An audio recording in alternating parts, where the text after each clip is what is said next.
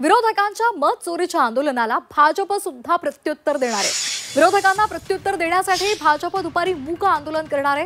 दक्षिण मुंबईमधील बाबुलनाथ मंदिरामध्ये भाजपचे हे आंदोलन होणार आहे। या आंदोलनाला भाजपचे मुंबई अध्यक्ष अमित साटम आणि मंत्री मंगलप्रभात लोढा उपस्थित राहणार आहेत। तर मुंबईमध्ये आज मविया आणि मनसेचा हा मोर्चा निघणार आहे। आता या मोर्चाला भाजपकडून देखील उत्तर दिले जाणार आहे, कारण भाजप मुंबईमध्ये दक्षिण मुंबईमध्ये मूक आंदोलन करणार आहे। महाविकास आघाडीच्या वतीने वोट चोरी आणि ईव्हीएमच्या विरोधामध्ये मोर्चा काढण्याचा प्रयत्न होतोय, नौटंकी करण्याचा प्रयत्न होतो।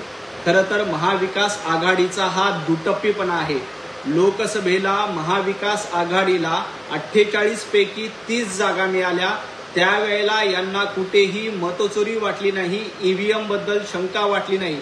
म्हणूनच भारतीय जनता पार्टीच्या वतीने महाविकास आघाडीच्या या मोर्चाच्या विरोधात मूक आंदोलन केलं जाणार आहे।